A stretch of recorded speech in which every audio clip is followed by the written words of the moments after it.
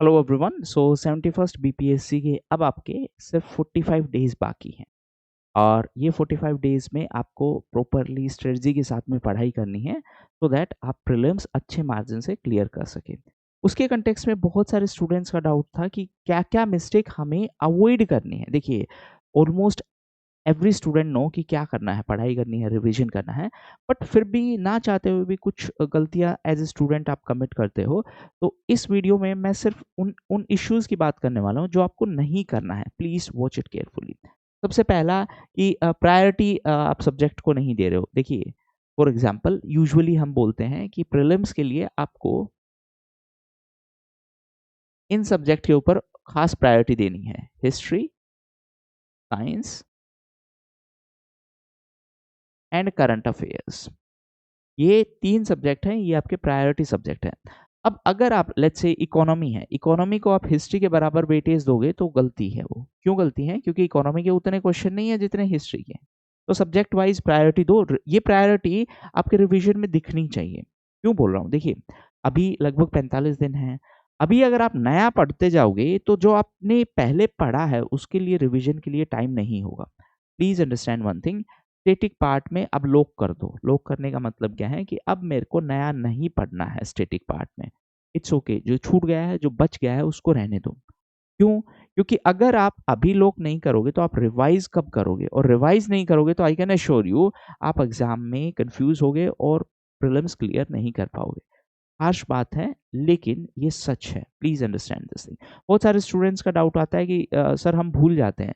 हाँ, भूलोगे, हर कोई भूलता है, that is natural. See understand, AI सारी चीजें अच्छी हैं बट ह्यूमन बीइंग का ब्रेन तो वैसे ही है ना। हम चीजें भूलेंगे जब तक हम उनको बार बार रिवाइज नहीं करेंगे, और बार बार रिवाइज करने के लिए आपको टाइम चाहिए। तो प्लीज मेक श्योर नया कंटेंट अब ना पढ़ें। स्टैटिक पार्ट में अब आपने जो पढ़ा है वो बहुत है। करंट अफेयर्स में ठीक है, अभी भी आप और 10-15 दिन खींच सकते हो, बट स्टैटिक में नहीं। ठीक है, ये तो पहली बात। दूसरा, प्रीवियस ईयर क्वेश्चंस को इग्नोर करना और रैंडमली टेस्ट देना। देखो, इसके पीछे एक प्रॉब्लम है।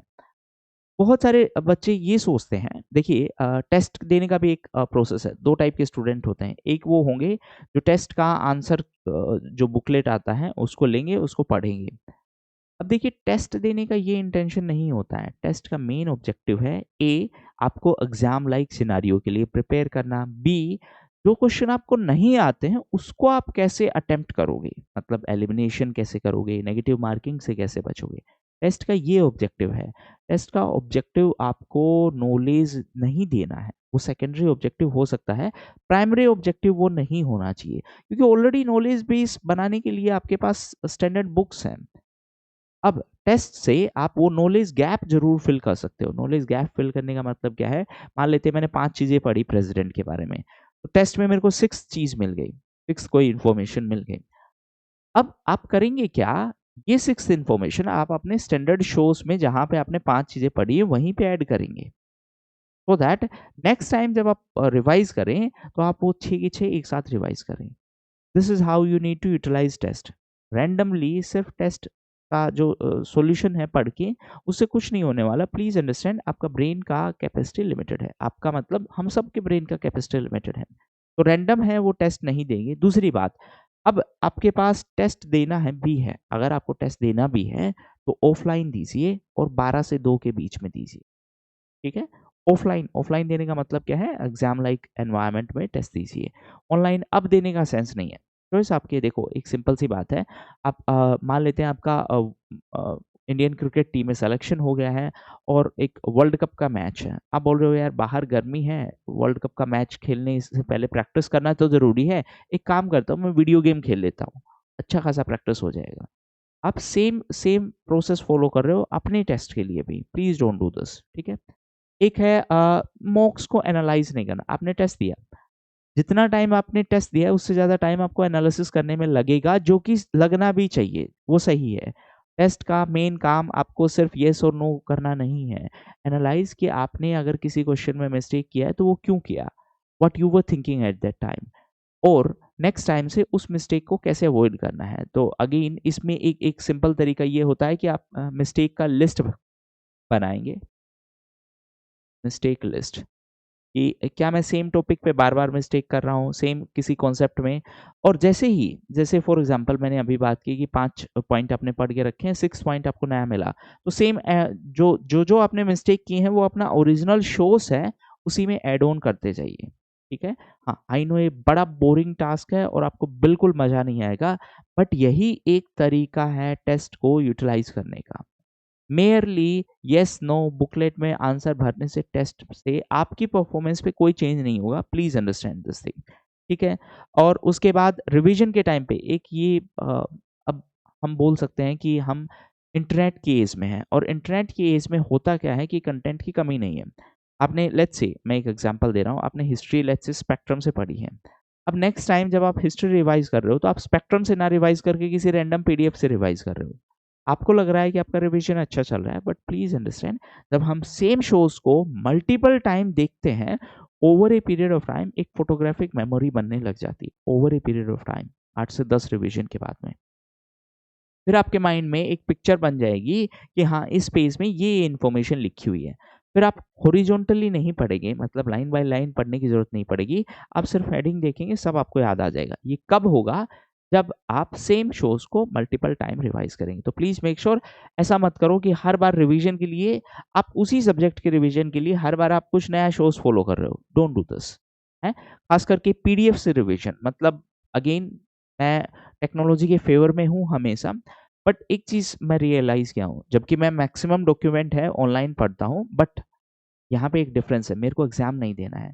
प्लीज अंडरस्टैंड, जब आप एग्जाम के लिए तैयारी कर रहे हैं, कोशिश करो जहां तक पॉसिबल है हार्ड कॉपी पे पढ़ो। रीजन बीइंग उससे रिटेंशन बेहतर होता है, ठीक है? आपको जो भी मन में आया इमीडिएटली आपने पेंसिल से कुछ लिख दिया, पेन से कुछ लिख दिया। खास करके जब आप पीडीएफ से मतलब फ़ोन में या फिर अपने डिजिटल डिवाइस में, बाकी डिवाइसेस में पढ़ रहे हो, वो भी बिना पेंसिल के, तो वो थोड़ा-सा आपके अगेंस्ट जाएगा। हाँ, कन्वीनियंस के हिसाब से अच्छा है, बट अगर आपकी रिटेंशन कैपेसिटी की बात करूँ तो उसमें उतना इफ़ेक्टिव नहीं रहता है। ऐसा मेरा एक्सपीरियंस है, हो सकता है आपका एक्सपीरियंस अलग हो, बट मैं आपको सिर्फ़ इतना बता रहा हूँ कि हाँ, पढ़िए, ऑनलाइन पढ़िए, लेकिन खास करके जो स्टैंडर्ड वाले सब्जेक्ट हैं, स्टैंडर्ड इन द सेंस जिसमें प्योर फैक्चुअल इन्फॉर्मेशन आपको बार-बार उसको रिवाइज़ करना पड़ेगा, कोशिश ये करिए हार्ड कॉपी से पढ़िए, ठीक है?